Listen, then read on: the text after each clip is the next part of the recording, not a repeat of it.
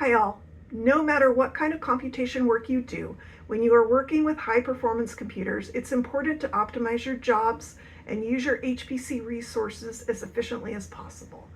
Today I'm going to talk about key questions you need to address before you can start that optimization process, and how you can answer these questions using Trenza Survey, a lightweight HPC performance tool.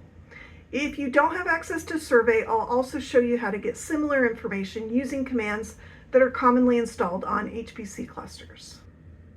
This video is the second in a series of videos on improving the performance of your runs on HPC clusters based upon the work of Dr. Douglas Pace of Sandia National Laboratories. In the first video of this series, we talked about performance goals and the trade-offs between turnaround time and efficiency. There's a link to that video in the description below. In this video, we're going to get more practical. Before you can optimize anything, you need to answer some basic questions about your HPC job. Get these questions wrong and your job fails, runs slowly, or just wastes resources. Get them right and you're using the cluster effectively. Before we begin, a brief word about Trenza Survey. Survey is a lightweight profiling tool that collects resource usage data from your MPI jobs. It wraps around your existing srun command, watches what your job does, and produces a report when it finishes. The key thing about Survey is that it's low overhead. You can run it on production jobs, not just test cases, and it gives you the specific numbers you need to answer the questions about your job's performance. And now for the questions. How much memory does my job need?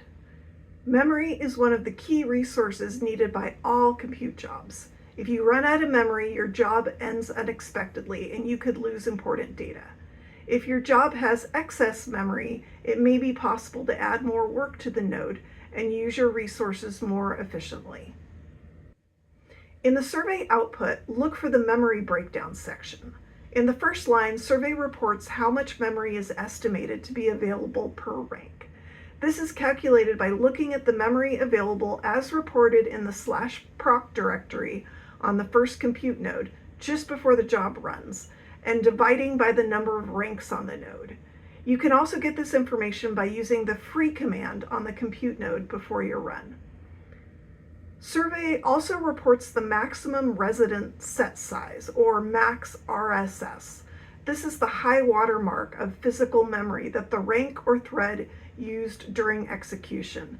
Survey calculates this measurement for each thread of the run. These lines show the maximum and the average values of the max RSS for all threads of the run.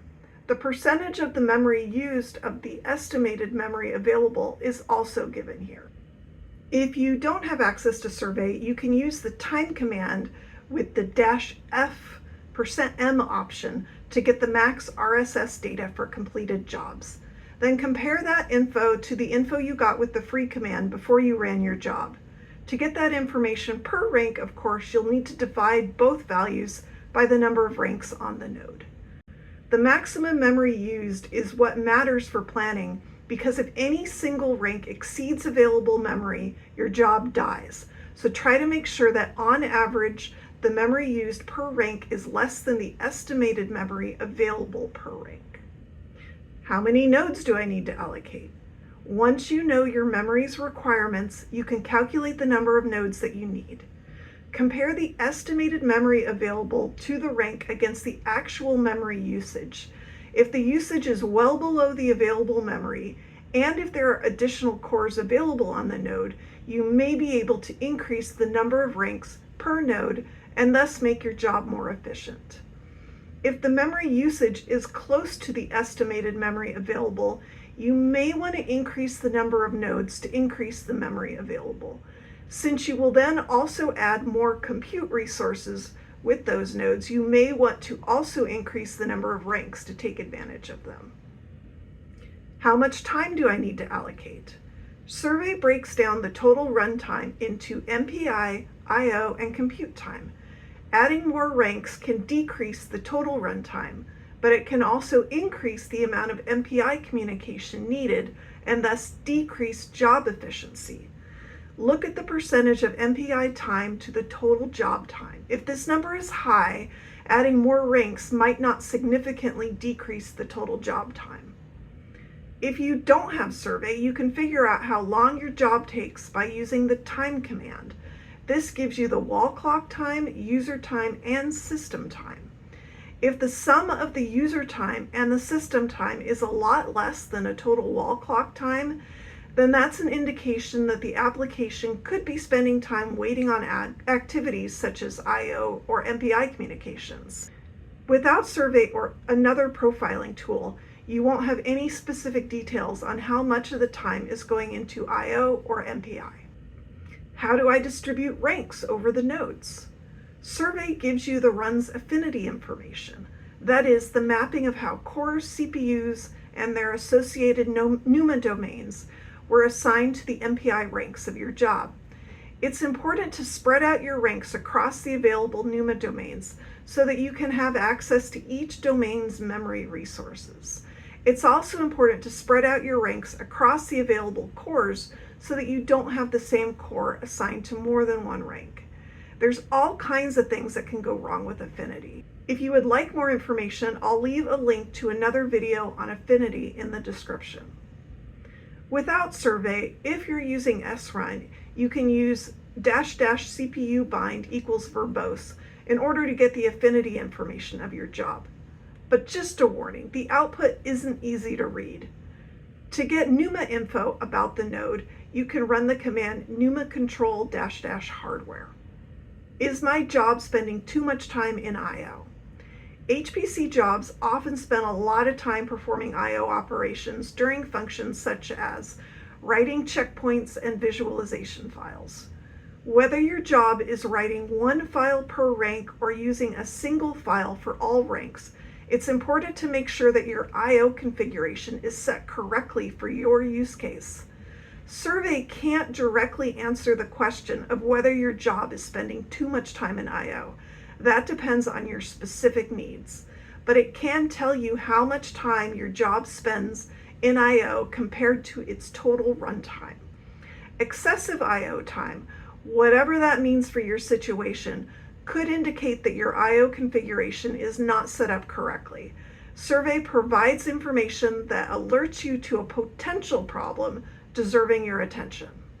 We'll cover I/O analysis in more detail in a later video on Lustre performance. Without Survey, you can use the Unix time command and see how the time breaks down into total time, user time, and system time. If the user and system time doesn't add up to the total time, you may be spending too much time in activities such as MPI communications or I/O. But without Survey or another profiling tool like Survey, you won't be able to get specific information. How many threads should I use per rank? For hybrid MPI OpenMP jobs, the thread count affects the performance of your run. Survey shows which ranks and threads are pinned to which cores and CPUs. If you requested 4 threads per rank, but Survey shows each rank was pinned to a single CPU, your threads are competing for the same core. That's a configuration problem that you can fix. Survey gives you the information so that you can see whether your configuration has led to each thread getting exclusive access to a core.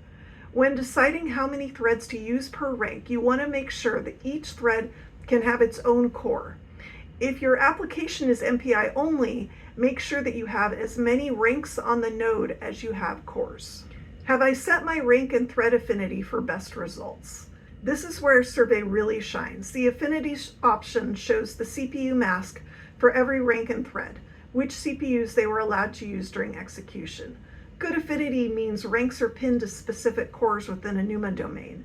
In hybrid MPI OpenMP applications, all threads should be pinned to cores within the same NUMA domain as the parent rank.